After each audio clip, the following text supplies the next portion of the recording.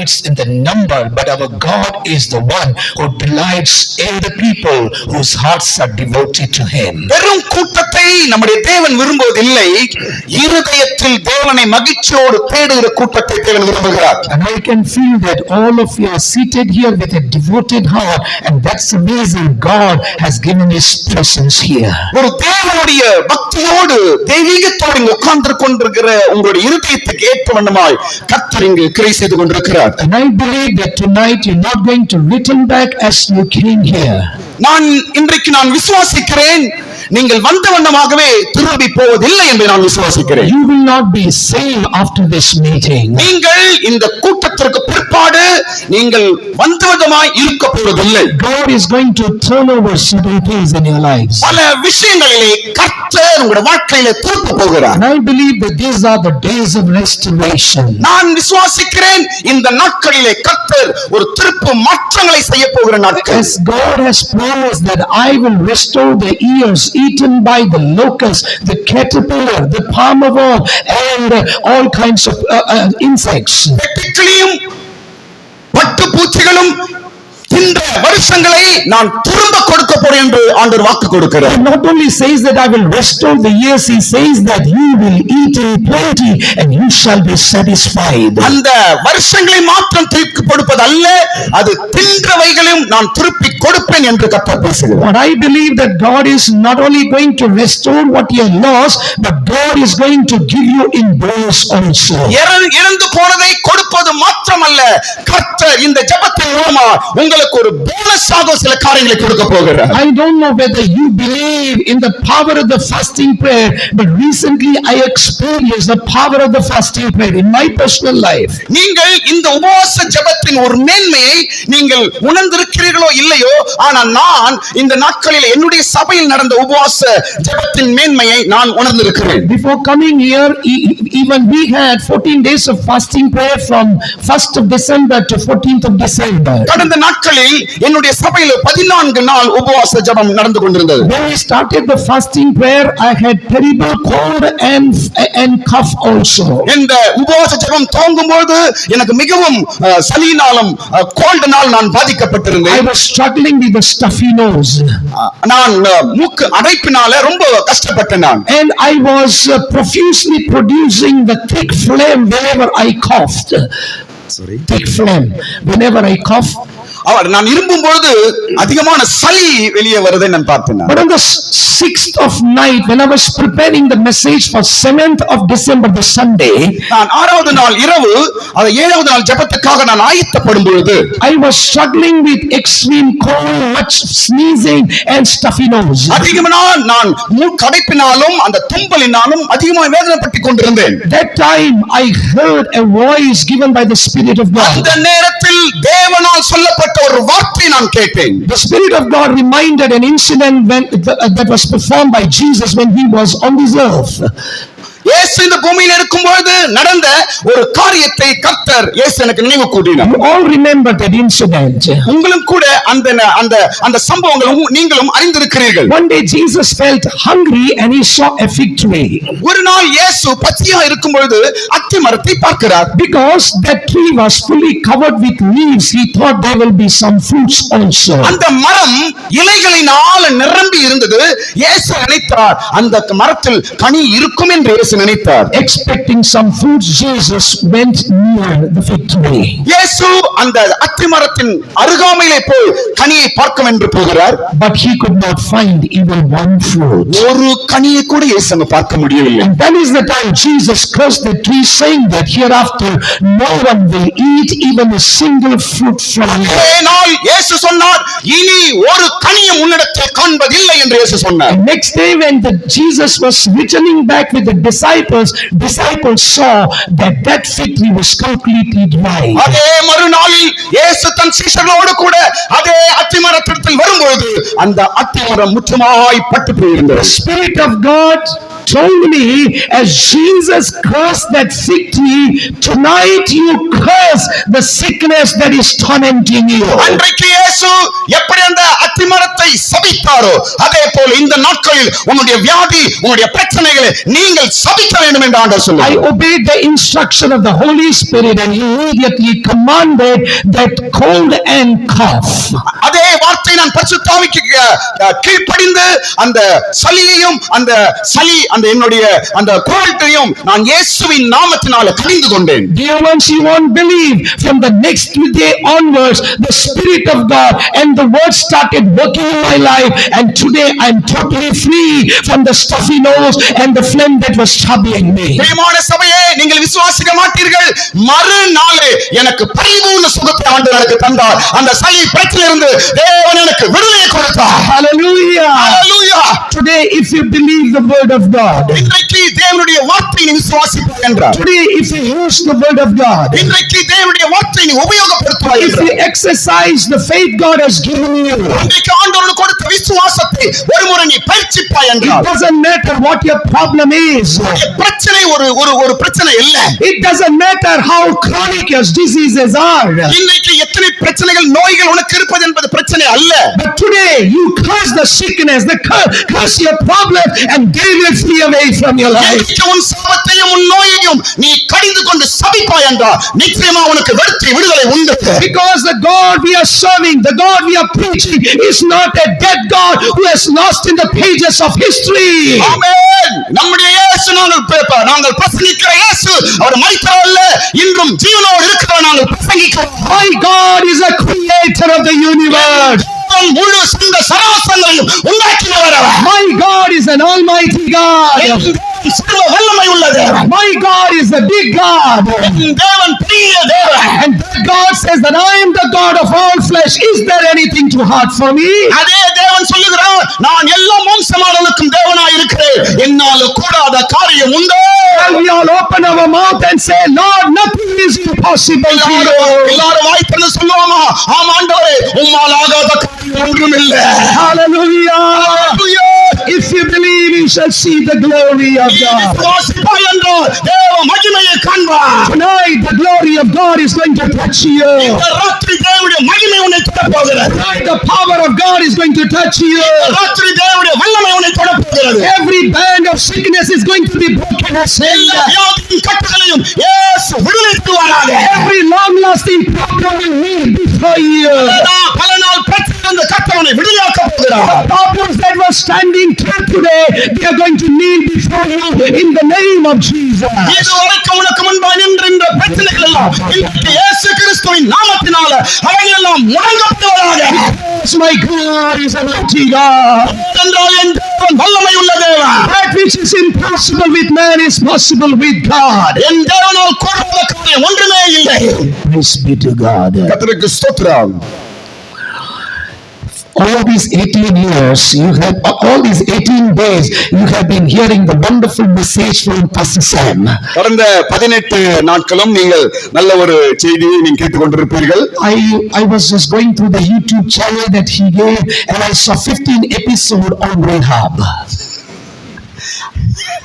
கர்த்தருக்கு ஸ்தோத்திரம். நான் உங்க யூடியூப் எல்லாம் பாக்குறேன். ராகாபுடைய பைபிள் சரியே 15 எபிசோட போட்டுறீங்க. நான் பார்த்து கொண்டே இருக்கிறேன் என்று சொல்றார். When I was checking the comment section, அந்த கமெண்ட் செக்ஷன்ல வந்து பார்க்கும்போது I don't know whether the sister is seated right here, அந்த சிஸ்டர் ஒருவேளை இங்க யாரோ உட்கார்ந்திருக்காங்கன்னு தெரியல. but that sister has given a beautiful comment. யாரோ ஒரு சகோதரி நல்ல ஒரு கமெண்ட் பண்ணிருக்காங்க. Thank God for Pastor Sam, who is feeding us with the delicious biryani every day. She is sitting here only. Sister Esther. Hallelujah. Clap பண்ணி எல்லாம் கை தருங்க. Sister Esther நம்ம மட்டும் தான் இருக்கிறான். நீங்க பண்ண கமெண்ட் அவர் பூனால இருந்து பார்த்துட்டு இருக்கிறாரு. ஸ்தோத்திரம். அதாவது பாஸ்டர் சாம் பாஸ்டர் மூலமாய் எங்களுக்கு ஆவிக்குரிய பிரியாணியை கொடுக்கிறார் தினமும் என்று நம்ம மத்தியில சிஸ்டர் எஸ்தர் வந்து கமெண்ட் போடுறாங்க. எப்படி பார்த்தாருன்னு தெரியல இவரு. When I read that comment, நான் அந்த கமெண்ட் படிச்ச பொழுது for a moment I was little discouraged. கொஞ்ச நேரத்துல நான் அதைரியப்பட்டு போயிட்டேன். Lord, what biryani I am going to give? நான் போய் என்னத்தை கொடுக்க போறேன் ஆண்டவரே? Pastor Sam has already fed the congregation 18 days with delicious biryani. Pastor சாம் 18 நாள் கடைசி நாள்ல பிரியாணியா கொடுத்திருக்கிறாரு. நான் போய் என்ன கொடுக்க போறேன் ஆண்டவரே? But then God reminded me a verse. நன்றி நன்றி, ஆண்டவர் எனக்கு ஒரு வார்த்தை கொடுத்திருக்கிறார். To a person who is full, even the honey, he refuses the honey. Sorry. A person who is full, he refuses the honey. எந்த மனிதன் அவன் திருப்தியா இருக்கிறானோ அவன் தேனை தள்ளி விடலாம். But even the bitter food tastes like honey to the hungry. அந்த கசப்பானதை ருசிக்கிறவன் அவன் தேனை தேடுவானோ. So if we are seated here with hunger, I believe that even the bitter food that I am going to give you will be much more better than நீங்கள் பசியோடு இங்கு தாகத்தோடு உட்கார்ந்து இருக்கலாம். நான் கொடுப்பது கசப்பா இருந்தாலும் உங்களுக்கு அது தேனாய் மாறும். How many of you say that I am seated here with hunger for the word of God? நான் தேவனுடைய வார்த்தைக்காக பசியோடு தாகத்தோடு இங்கு இருக்கிறேன் என்று எத்தனை பேர் நீங்க சொல்ல முடியும்? Can you lift up your hands and say one hallelujah? கரங்களை மேல வைத்து ஹalleluya சொல்லுங்க. Hallelujah. Definitely the bitter food also will taste like an honey. சில நேரங்களிலே கசப்பான ஆகாரமும் நமக்கு தேனை போல இனிக்கும்.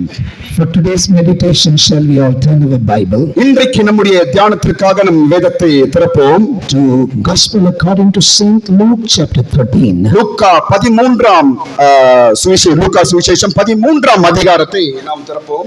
And from that chapter we are going to read a scripture portion that is verses 10 to 13 and verse 16. நம்முடைய தியான பகுதிக்காக 13ஆம் அதிகாரம் 13ஆம் வசனத்திலிருந்து From verses 10 to 13 and then 16 to 13 வரைக்கும், அதுக்கப்புறம் 16ஆம் வசனமும் படிங்க.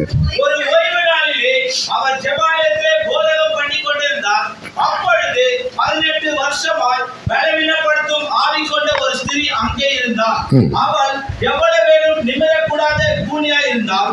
இயேசு அவளை கண்டு தம்மிடத்திலே அழைத்து, ஸ்திரீயே, உன் பலவீனத்தின்றி விடுதலையாக்கப்பட்டாய் என்று சொல்லி அவள் மேல் தமது கைகளை வைத்தார். உடனே அவள் நிமிர்ந்து தேவனை மகிமைப்படுத்தினாள்.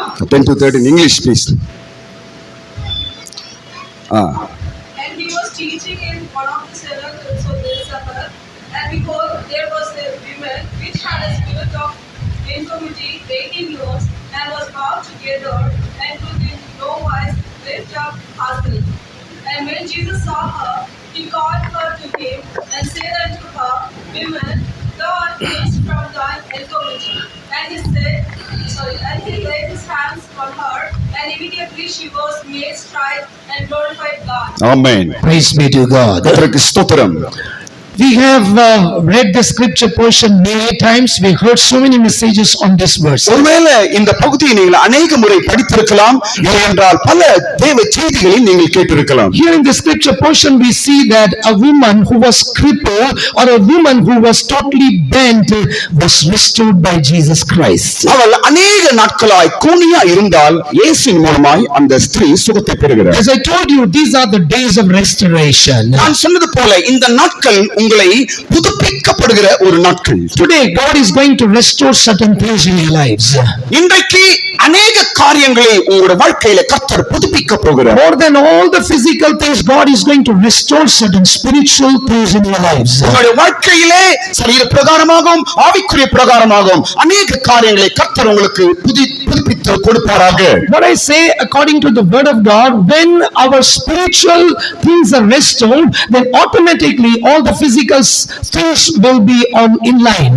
நம்முடைய ஆவிக்குரிய காரியங்களை நாம் புதுப்பிக்கும் பொழுது சரீர பிரகாரமாக இல்லை என்றால் உலகத்தின் காரியங்களை நிச்சயமாய் கர்த்தர் புதுப்பிப்பார். Before we hear what Jesus restored to her, let us understand certain beautiful qualities of Jesus that we need to follow. இந்த இடத்துல இயேசு அந்த ஸ்திரீ இன்றைக்கு செய்த காரியங்களை நம் ஆவிக்குரிய காரியங்களா எடுக்கும்போது அநேக ஆசீர்வாத நன்மைகள் நமக்கு உண்டாகும். In the 10th verse that we read now, 10ஆம் வசனம் படிக்கும் பொழுது it says that Jesus was teaching in the synagogue on Sabbath.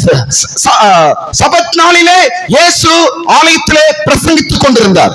It means Jesus had a custom to go to the synagogue every Sabbath. இயேசு எல்லா ஓய்வு நாளிலும் தேவ ஆலயத்திலே போய் பிரசங்கிக்கிற ஒரு பழக்கத்தை உடையவராய் இருந்தார். Jesus did not visit the synagogue occasionally, but every Sabbath he visited the synagogue. எல்லா ஓய்வு நாளையும் இயேசு தேவாலயத்தை போவதை வழக்கமாய் வைத்திருந்தார். அதை ஒருபோதும் அவர் தள்ளி போடவில்லை. It was his custom, it was his manner, it was his practice. இது அவருடைய பழக்கமும் ஒழுக்கமாய் இருந்தது.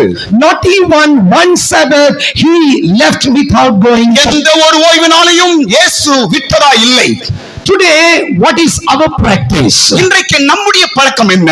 Do we follow the footsteps of our Lord Jesus Christ? இயேசு கிறிஸ்துவின் அடிச்சுவடுகளை உங்களால் பின்பற்ற முடியுமா? Jesus had the custom or manner to go to the synagogue every Sabbath. எல்லா ஓய்வு நாளையும் தேவனுடைய ஆலயத்தை தேடுகிற ஒரு ஒழுங்கு இயேசு உடையவராய் இருந்தார். That is why we read in Luke chapter 4 verse 16 that it was the custom of Jesus to go to the synagogue. இயேசு லூக்கா 4ஆம் அதிகாரத்தில் படிக்கிறோம். இயேசு அந்த தேவாலயத்திற்கு போவதை அவர் வழக்கமாய் வைத்திருந்தார் என்று லூக்கா 4ஆம் அதிகாரத்தில் நாம் படிக்கிறோம். Even though he was a son of God, he didn't say that I don't need to go to synagogue. இயேசு நான் தேவகுமாரன், நான் தேவாலயத்திற்கு போக தேவையில்லை என்று அவர் சொல்லவில்லை. But as I told you in Luke chapter 4 verse 16, it was his custom to go to the synagogue. ஆனால் இயேசு லூக்கா 4ஆம் அதிகாரத்தில் பார்க்கும்போது தேவ ஆலயத்தில் போவதை அவர் வழக்கமாக கொண்டிருந்தார். But just contrary to this beautiful custom, இந்த நல்ல ஒரு பழக்கத்தை நம்ம பார்ப்போமாக. On the opposite to this beautiful custom of Jesus, இந்த இயேசுவின் பழக்கத்திற்கு எதிரான காரியத்தை பார்க்கும்போது in Hebrews chapter 10 verse 25 we read a group of people who had the custom to not going to the synagogues. எபிரேயர் 10ஆம் அதிகாரத்தில் நாம் படிக்கும் பொழுது அங்கு ஒரு கூட்ட ஜனங்கள் தேவனுடைய ஆலயத்திற்கு போவதை தவிர்க்கிறதாய் நாம் பார்க்கிறோம். That's the reason the Spirit of God through the writer of that epistle warned the believers that do not forsake the assembling together as it is the manner of some people.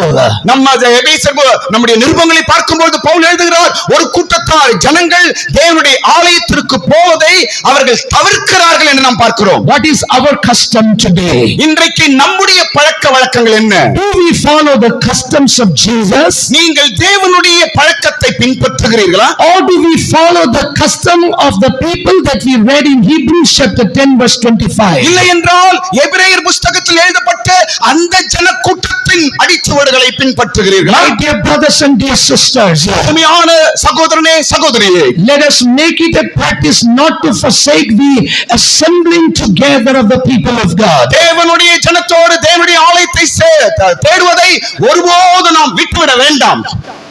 You may know about the brothers who made the flight, yeah. விமானத்தை கண்டுபிடித்த அந்த சகோதரர்களை பார்க்கும் பொழுது John Wright and Wilbur Wright.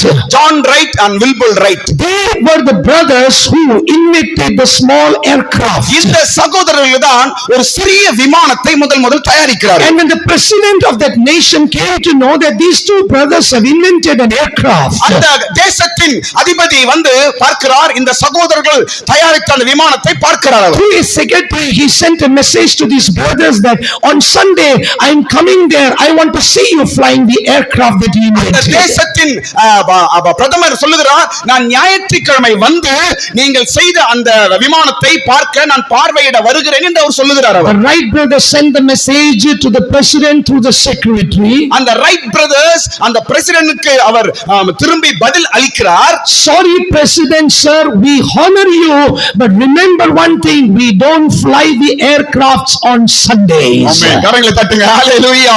அந்த Wright brothers பதில் கொடுக்கிறார் பிரசிடென்ட்க்கு. அருமையான பிரதமரே, எங்களை மன்னிக்கணும், உங்களை நாங்கள் மரியாதைக்குள்ளான எண்ணுகிறோம், ஆனால் எங்களுடைய விமானம் ஞாயிற்றுக்கிழமையில மேல பறக்காது என்று சொன்னார்கள். கையை தட்டுங்க, கரங்களை தட்டுங்க. ஆமென்.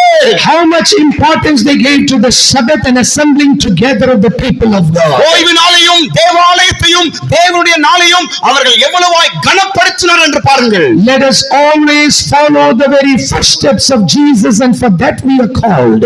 எப்பொழுதும் தேவனுடைய அடிச்சுவடுகளை நாம் பின்பற்ற வேண்டும் என்பதற்காகவே நாம் அழைக்கப்பட்டிருக்கிறோம். We are not called to follow the footsteps of our neighbors. நாம் நம்முடைய சொந்த பந்தங்களுடைய அடிச்சுவடுகளை பின்பற்ற நாம் அழைக்கப்படவில்லை. We are not called to follow the footsteps of our relations. நம்முடைய சொந்த பந்தங்களுடைய சொந்த பந்தங்களை பின்பற்ற நாம் அழைக்கப்படவில்லை. Rather, we are called to follow the footsteps of our Lord and Savior Jesus Christ. நம்முடைய ஆண்டவராகிய இயேசு கிறிஸ்துவின் அடிச்சுவடுகளை பின்பற்றவே நாம் அழைக்கப்பட்டிருக்கிறோம். If we follow the footsteps of Jesus, we can reach the destination that Jesus is right now. இயேசுவின் அடிச்சுவடுகளை நீங்கள் பின்பற்றுவீர்கள் என்றால் இன்றைக்கு இயேசு இருக்கிற அதே இடத்தை நாம் சொந்தரிப்போம். ஹalleluya. This is one of the beautiful nature of Jesus. இது இயேசுவின் அழகான ஒரு பழக்கமாய் இங்கு நாம் பார்க்கிறோம். What is the second beautiful nature of Jesus? இயேசுவின் அழகான இரண்டாவது காரியம் என்ன? Why I am telling you all these things? இந்த காரியங்கள் எல்லாம் நான் ஏன் சொல்லுகிறேன் என்றால், If we have lost all these natures, pray to God. God restore this nature to me in the last days of this இந்த year. நாட்களில் இவைகள் எல்லாம் கேட்டு நீங்கள் ஆண்டவரே என்னை புதுப்பியும் என்று நீங்கள் கேட்பீர் என்றால் நிச்சயமா தேவன் உங்களை புதுப்பிக்க வல்லவராய் இருக்கிறார். What is the second beautiful character of Jesus? இயேசுவின் அழகான ஒரு இரண்டாவது காரியம் என்ன? He not only went to the synagogue, அவர் தேவாலயத்துக்கு போவதை மாத்திரமல்ல, it was his custom to teach in the synagogue. அவர் தேவாலயத்துக்கு போவதை மாத்திரம் பழக்கமாய் வைத்துக் கொள்ளவில்லை, தேவாலயத்தில் உபதேசிக்கிற பழக்கத்தை உடையவராய் இருந்தார். That's what we read in the 10th verse, that when he was teaching in the synagogue. 13ஆம் அதிகாரம் 10ஆம் வசனத்தில் நாம் பார்க்கிறோம், அவர் ஓய்வு நாளிலே ஜெபாலயத்தில் போதகம் பண்ணிக் கொண்டிருந்தார். Like Jesus, we are also called to teach the nations. இயேசுவை போல நாமும் கூட இந்த தேசத்திற்கு உபதேசிக்க சொல்ல நாம் அழைக்கப்பட்டிருக்கிறோம். That is the commission Jesus has given to every believer, not only the servants of God. ஊழியக்காரர்கள் மாத்திரமல்ல, எல்லா விசுவாசிகளுக்கும் கர்த்தர் இந்த அதிகாரத்தை கொடுத்திருக்கிறார். In Matthew chapter 28, Jesus gave this commission to all those who believe him. மத்தேயு 28ஆம் அதிகாரத்தில் பார்க்கும்போது இயேசு அநேகர்களுக்கு அதிகாரம் கொடுக்கிறவராய் நாம் பார்க்கிறோம். Jesus said that go and preach all nations and teach them to obey whatever I have commanded you. முழு உலகத்திற்கும் போய் நீங்கள் தேவனுடைய வார்த்தையை சுவிசேஷமாய் அறிவியுங்கள் என்று ஒவ்வொருவருக்கும் இயேசு கட்டளை கொடுத்து அனுப்பினதாய் பார்க்கிறோம். If we are faithful to fulfill the commission of our Lord Jesus Christ, இயேசு கொடுத்த அந்த கட்டளையை நாம் நிறைவேற்றுகிறவர்களாய் நாம் இருப்போமாக. I want to tell you, our churches will not remain a small congregation. Our churches will grow in numbers. நம்முடைய சிறு சபையை நம்முடைய காரியம் இருப்பதல்ல, அதை பெருக செய்கிறதா இருக்கிறது. In Acts chapter 16 verse 5 we read, அப்போஸ்தலர் 16ஆம் அதிகாரம் 5ஆம் வசனம் படிக்கும் பொழுது, during the days of apostles, அப்போஸ்தலரின் காலங்களிலே people took the messages and shared with others. அவர்கள் தேவனுடைய வார்த்தையை மற்றவரிடத்தில் பகிர்ந்து கொள்ளுகிறவர்களாய் இருந்தார்கள். That's the reason Bible says that the church was established in faith and grew in number. அதனாலதான் சபை வளர்ந்தது, சபை பெருகினது என்று நம்ம நாட்களில் படிக்கிறோம். As Jesus taught in the synagogue, let us make this habit to teach others also. இயேசு சபையிலே போதித்தது போல நாமும் கூட தேசத்திற்கு ஜனங்களுக்கு தேவனுடைய வார்த்தையை போதிக்கிறவர்களாய் இருப்போமாக. In order to teach, before teaching someone, we have to hear also. நாம் போதிப்பதற்கு முன்பாக இதை நாம் கேட்கிறவர்களாய் இருக்க வேண்டும். That was the habit of Jesus. அதுதான் இயேசுவின் பழக்கமாய் இருந்தது. Before he started teaching in the synagogue, தேவனுடைய ஆலயத்தில் அவர் பிரசங்கிப்பதற்கு முன்பாக till a set time, Jesus had a habit to hear sitting among the wise man. அவர் ஞானிகளோடு உட்கார்ந்து அவர் முதலாவது கேட்கிறவராய் இருந்தார். அதற்கு பிற்பாடுதான் அவர் போதிக்கிறவராய் மாறினார். Today this is our problem. இதுதான் இன்றைக்கு நம்முடைய பிரச்சனை. Our problem is we don't want to hear, we want to speak. நம்முடைய பிரச்சனை என்னவென்றால் நாம் கேட்க விரும்புவதில்லை, எப்போதும் பேசதான் விரும்புகிறோம். Everyone wants to convey the message across, but we don't want to hear, we don't have the patience to hear. ஒவ்வொரு நபரும் எப்போது நாம் நம்முடைய வார்த்தைகளை மற்றவர்களுக்கு சொல்லதான் விரும்புகிறோமே தவிர பொறுமையாய் நாம் கேட்க விரும்புவது இல்லை. And this is the reason why many families are also facing problems. இது ஒவ்வொரு குடும்பத்திலும் சந்திக்கிற இது முக்கியமான பிரச்சனையா இருக்கிறது. Husband has no time to hear the wife, wife has no time to hear the husband. கணவன் மனைவி சொல்வதை கேட்பதற்கு நேரம் இல்லை, மனைவி கணவன் சொல்வதை கேட்பதற்கு நேரம் இல்லை. It doesn't mean that husband is not good with wife, wife is not good with the husband. கணவன் மனைவியோடு அன்பா இருக்கிறார் என்று அர்த்தம் அல்ல, மனைவி கணவனோடு அன்பா இருப்பார் என்று அர்த்தம் அல்ல. They are doing their duties faithfully to one another. ஆனால் அவர்கள் ஒவ்வொருவரும் தங்களுடைய கடமைகளை உண்மையா இருக்கிறார்கள். But we all have become so busy that we don't have time to sit and spend some quiet time with our husbands and wives. இந்த நாட்களிலே நாம் மிகவும் பிஸியா இருக்கிறோம். தேவனுடைய கணவனுடைய வார்த்தை கேட்பதற்கோ மனைவியுடைய வார்த்தை கேட்பதற்கோ நாம் நேரத்தை ஒதுக்குவதில்லை. When I am speaking this, I am also convicted that I did not do the justice to my wife also. ஸ்தோத்திரம்.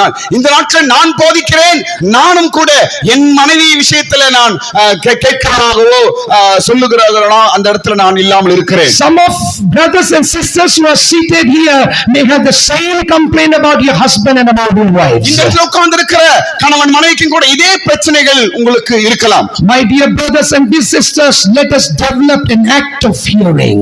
அருமையான சகோதரனே சகோதரியே, இந்த கேட்கிற பழக்கத்தை உங்களுக்குள்ளே நீங்கள் வளர்த்துக் கொள்ளுங்கள். Let us all develop an act of hearing even from our God. நம்முடைய தேவனிடத்திலிருந்து கேட்கிற அந்த பழக்கத்தை நமக்குள்ளே அதிகப்படுத்துவோமாக. Most of us have the act of speaking to God much, but we less hear what God wants to speak to us. அநேகர் தேவனிடத்தில் பேசுவதை தான் விரும்புகிறார்கள் தவிர தேவனிடத்தில் கேட்கிறதை மிகவும் குறைவான அனுபவமாக வைத்திருக்கிறார்கள். When we get up, we have a long list and we take that list to God and we speak and finish our prayers.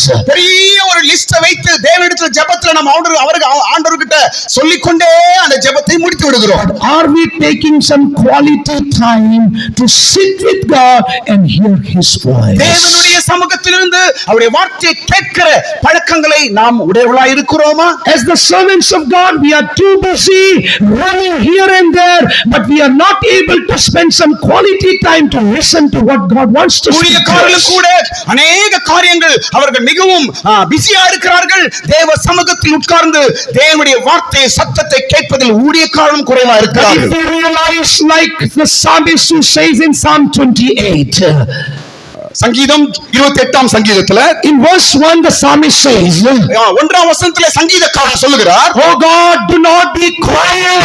If you go quiet, I will sleep the sleep of death. ஆண்டவரே, நீர் மௌனமாய் இராதேயும், நீர் மௌனமாய் இருந்தால் நான் மரித்தவர்களோடு மரித்தவனாய் இருப்பேன். How many of you can say that I am spending quality time with God to hear His sweet voice? எத்தனை பேர் நீங்க சொல்ல முடியும், நான் தேவனிடத்திலே கேட்கிற ஒரு பழக்கத்தை நான் உடையவனாய் இருக்கிறேன் என்று எத்தனை பேர் நீங்க சொல்ல முடியும்? You may be attending all the church meetings, ஒருவேளை நீங்கள் உங்களுடைய சபை கூட்டங்களை நீங்கள் பங்கு பெறுவர்களாய் இருக்கலாம். but how many of you are spending some quality time silent to hear what God wants to எத்தனை speak பேர் to உங்களுடைய us? நல்ல நேரத்தை தேவ சமூகத்தில் செலவழித்து தேவனுடைய சத்தத்தை வார்த்தையை கேட்கிற அனுபவம் உடையவர்களாய் இருக்கிறீர்கள்? Jesus had the habit of not only teaching, but before teaching, He heard. இயேசு போதிக்கிறவராக மாத்திரம் அல்ல, அவர் அதிகமாய் கேட்கிறவராக இருந்தார் என்று நாம் பார்க்கிறோம். Let us develop an act of hearing from God and even from one another. தேவனிடத்திலிருந்தும்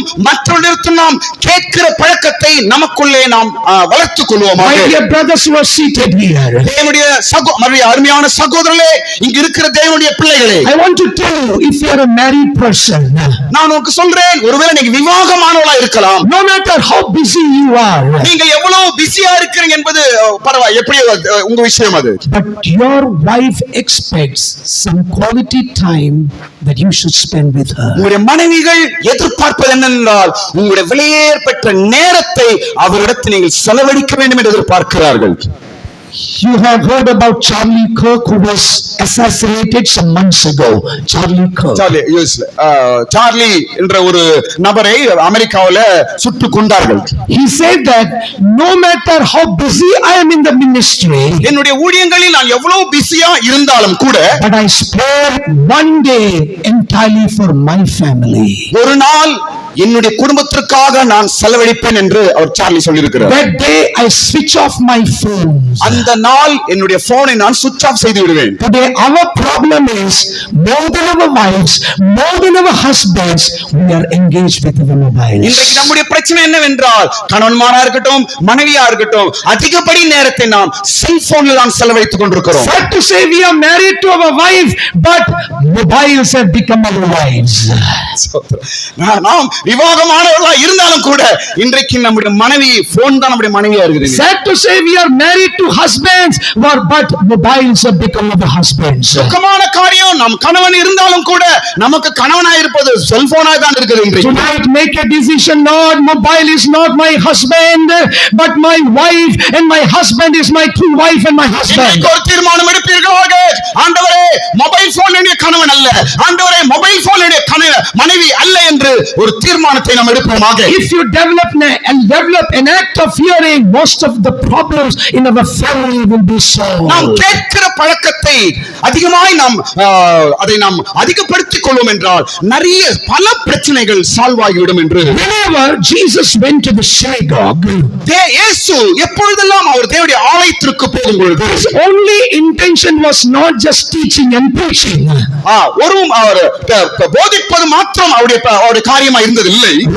Rather his kind and compassionate eyes would run this way and that way to seek the sick, the needy and tormented by the evil spirits. போதிக்கிறது மாத்திரமல்ல, வியாதிஸ்தர்களையும் பிரச்சனை உள்ளவர்களையும் பலவிதமான வேதனை உள்ளவர்களையும் அவர் கண்காணித்து அவர்களுக்காகவும் அவர் வேலை செய்து கொண்டிருந்தார். Because the Bible says the eyes of the Lord run this way and that way to prove himself strong on behalf of them whose hearts are devoted to God.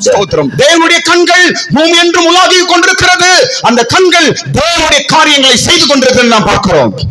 The woman that we read just about, நாம் இப்போ இங்கே படித்த அந்த ஸ்திரியை குறித்து நாம் பார்க்கும் பொழுது, whenever Jesus went into the synagogue, இயேசு அந்த தேவாலயத்திற்கு போகும்பொழுது, even while teaching to the people, தேவ ஜனங்களோடு அவர் போதித்துக் கொண்டிருக்கும் பொழுது, his eyes was running this way and that way to see who is afflicted here. இயேசுவின் கண்கள் இந்த பக்கமும் அந்த பக்கமும் அது அலைந்து கொண்டிருந்தது. யாரோ எந்தெந்த பிரச்சனை இருக்கிறார் என்று இயேசுடைய கண்கள் பார்த்துக் கொண்டிருந்தது. That is the time his eyes fell upon this woman. அந்த நேரத்தில் தான் இயேசுவின் கண்கள் இந்த கூனியான ஸ்திரீயின் மீது பட்டது. My dear brothers and dear sisters, this night the same Jesus eyes are running this way and that way to see whose hearts are devoted to him. தேவ பிள்ளையே, இந்த ராத்திரி இயேசுவின் கண்கள் இந்த இடத்துல உலாவிக் கொண்டிருக்கிறது. எத்தனை பேர் பிரச்சனையிலும் வேதனையிலும் இங்கு அமர்ந்து கொண்டிருக்கிறீர்கள் என்று தேவனுடைய கண்கள் உங்களை பார்த்துக் கொண்டிருக்கிறது. If you are seated here with a committed and a devoted heart, believe that today he is going to prove himself stronger on your behalf. ஒரு தீவிர இருதயத்தோடு விசுவாசத்தோடு தேவனிடத்தில் ஒப்புக் கொடுக்கிற ஒரு இருதயத்தோடு நீங்கள் இங்கு உட்கார்ந்து கொண்டிருக்கிறீர்கள் என்றால் நிச்சயமாக இயேசுவின் கண்கள் உங்களுக்கு ஒரு பெரிய விடுதலை கொடுக்கும். When Jesus saw this woman, அந்த ஸ்திரீயை இயேசு பார்க்கும் பொழுது, he proved himself strong on her behalf. அவள் பட்சமாய் he proved himself strong on behalf of the woman. அந்த ஸ்திரீக்காக தன்னைத்தான் அவர் உறுதிப்படுத்தினார். How did he prove himself strong on behalf of that woman? அவளுக்காக இயேசு எப்படி தன்னை உறுதிப்படுத்துகிறார்? By setting her free from a crippled state. அவளுடைய கூனியை விடுதலையாக்கி இயேசு தன்னுடைய அவர் தேவன் என்பதை உறுதிப்படுத்தினார். Today you may have come here with sicknesses. ஒருவேளை வியாதியோடு நீங்க வந்திருக்கலாம். Today you may come here with problems. பிரச்சனைகளோடு நீங்க வந்திருக்கலாம். I don't know what problem you have come here with. நீங்க எந்த பிரச்சனை வந்திருக்கிறீர்கள் என்பது எனக்கு தெரியாது. But Jesus who proved himself strong on behalf of that woman. அந்த ஸ்திரீக்காக தன் வல்லமையை உறுதிப்படுத்தின இயேசு இந்த இடத்துல உங்களுக்கு பட்டமாய் வந்திருக்கிறார். And set her from the crippled stage. அந்த குனியை விடுதலையாக்கினவர் Tonight the same Jesus is going to prove himself strong on your behalf. இந்த ராத்திரி இயேசு உன்னை விடுதலையாக்கி அவருடைய வல்லமையை உறுதிப்படுத்துவாராக. You are not going to go back being bound. நீங்கள் அந்த நீங்க கட்டுகளோடு போவது மாத்திரம் அல்ல. Because the Bible says if the Son sets free, he is free indeed. வேதம் சொல்லுகிறது குமாரன் விடுதலையாக்கினால் நிச்சயமாகவே விடுதலையாகுவீர்கள். Tonight Jesus is going to set you free. இந்த ராத்திரி இயேசு உன்னை விடுதலையாக்க போகிறார். Tonight Jesus is going to set you free. இந்த ராத்திரி இயேசு உன்னை விடுதலையாக்குவாராக. Now Jesus not only proved himself strong on behalf of the woman, அந்த ஸ்திரீக்காக தன்னுடைய வல்லமையை உறுதிப்படுத்தினது மாத்திரமல்ல, who did he prove himself strong to?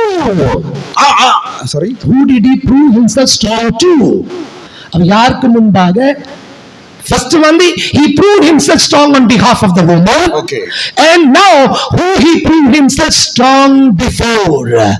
அவளுக்கு முன்பாக தன்னை உறுதிப்படுத்தினது யார்? யாருக்கு முன்பாக அவரே தாமே வல்லமை உள்ளவராக வெளிப்படுத்தி காட்டினார்? யாருக்கு முன்பாக தன்னைத்தானே அவர் வல்லமை உள்ளவராய் வெளிப்படுத்தி காட்டினார்? He proved himself strong before Satan. சாத்தானுக்கு முன்பாக தன்னை வல்லமை உள்ளவராய் வெளிப்படுத்தி காட்டினார். Because the scripture portion that we read, நாம் படித்த இந்த வேத பகுதியானது, the Bible says Satan had kept her bound. வேதம் சொல்லுகிறது அந்த ஸ்திரீயை சாத்தான் கட்டி அடிமைப்படுத்தி வைத்திருந்தான். When Jesus set her free from the bondage, இயேசு அவளை அந்த அடிமைத்தனத்திலிருந்து வெளியெடுக்கிறார். Jesus proved himself strong before Satan. சாத்தானுக்கு முன்பாய் தன்னை ஒரு வல்லமை உள்ள தேவன் என்பதை உறுதிப்படுத்துகிறார். Tonight Jesus is going to prove himself strong before the devil who has been tormenting you. உங்களை அடிமைப்படுத்தி வைத்திருக்கிற சாத்தானுக்கு முன்பாய் தேவன் தன்னை வல்லமை உள்ள தேவனாய் உறுதிப்படுத்துவாராக. Devil who was trampling your head, உன்னுடைய தலையை குனிய வைத்திருக்கிற அந்த சாத்தான், the devil who has been troubling you, உன்னை பிரச்சனைக்குள் ஆக்கிக் கொண்டிருக்கிற அந்த சாத்தான், the devil who was making you weep, உன்னை பலவீனப்படுத்திக் கொண்டிருக்கிற சாத்தான், that devil is going to weep and run away from you. அந்த சாத்தான் உன் வாழ்க்கை விட்டு ஓடப் போகிறார். That Satan is going to run away from your family. இந்த ராத்திரி உன் குடும்பத்தை விட்டு சாத்தான் ஓடப் போகிறது. Because he's going to set you free tonight. இந்த ராத்திரி இயேசு உன்னை விடுதலையாக்க போகிறார். You will not go back being bound. நீங்கள் கட்டுகளோடு திரும்பி போவதில்லை. Because my Jesus is the one who sets free those who are bound. இயேசு கட்டுகளோடு கட்டப்பட்டுள்ள விடுதலையாக்கிற தேவனாய் இருக்கிறார். How many of you believe that my Jesus is going to do that work tonight in my life? ராத்திரி இயேசு என்னை விடுதலையாக்குவார் என்று எத்தனை பேர் விசுவாசிக்கிறீர்கள்? How many of you believe? எத்தனை பேர் விசுவாசிக்கிறீங்க? If you believe, you shall see the glory of God. நீ விசுவாசித்தால் தேவ மகிமையை காண்பாய். Today the power of Jesus is moving in our இயேசுவின் வல்லமை நம்மை செயலாடிக் கொண்டிருக்கிறது. no sickness powerful than the power of Jesus. இயேசுவின் வல்லமை உன்னை விடுதலையாக்க நீங்க செயலாடிக் கொண்டிருக்கிறது. There is no problem greater than the power of Jesus. இயேசு வல்லமை முன்பாக உன் பிரச்சனை ஒரு பிரச்சனை அல்ல. There is no bond greater than the power of Jesus. வல்லமைக்கு முன்பாக உன் கட்டுதல் பெரிய விஷயம் அல்ல. Everything is weak before the power of Jesus. எல்லா காரியங்களும் தேவனுடைய வல்லமைக்கு முன்பாக முறியடிக்கப்படும். Tonight, if you're seated here with a devoted heart, இந்த ராத்திரி தேவனுடைய தெய்வீகமான விசுவாசம் உள்ள இருதயத்தோடு நீங்கள் இங்க இருப்பீர்கள் என்றால், I want to tell you one thing. ஒரு வார்த்தை நான் உங்களுக்கு சொல்ல போகிறேன். Even till now, if your heart is not devoted, இதுவரைக்கும் உங்களுடைய இருதயம் விசுவாசமா இல்லாமல் இருக்கும் என்றால், but now make a decision, Lord, I devote my heart to you. ஒரு தீர்மானம் எடுங்கள், என்னுடைய இருதயம் விசுவாசம் உள்ள இருதயமா இருக்கட்டும். Lord, I turn my heart from everything to you alone. ஆண்டவரே, உனக்கு மாத்திரம் என் இருதயத்தை திறந்து கொடுக்கிறேன்னு சொல்லுங்க. If you want a work of restoration in your lives, உங்களுடைய வாழ்க்கையிலே ஒரு புதிய மாற்றம் வேண்டும் என்றால், because in Joel we see the promise of God, யோவேலின் தீர்க்கதரிசியை நாம் கேட்டோம். I will restore the years eaten by the insects. அந்த பூச்சிகளின் மூலமாய் தின்னப்பட்ட பட்சிக்கப்பட்ட வருடங்களை நான் திரும்பி கொடுப்பேன் என்று யோவேல் தீர்க்கதரிசி சொன்னது போல, So that God God himself is placing a condition. அதே காரியத்தை கர்த்தர் உங்களுக்கும் செய்வாராக.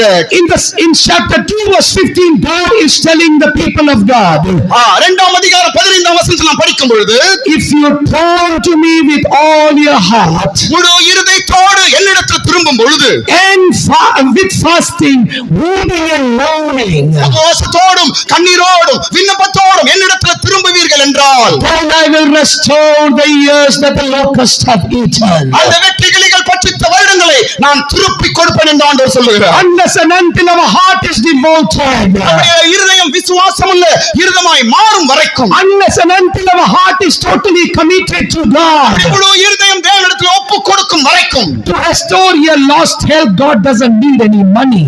உங்களுடைய வாழ்க்கை புதுப்பிக்கப்படுவதற்கு ஆண்டவருக்கு எந்த பணத்தையும் எதிர்பார்ப்பதல்ல. To restore anything that you lost, God doesn't need any money. உங்களுக்கு திருப்பி எல்லாவற்றையும் கொடுப்பதற்கு ஆண்டவர் எந்த பணமும் அவருக்கு தேவையில்லை. In Joel, God doesn't say, I will restore everything, but the condition is that you pay this much of money, you give me this much of gold and silver.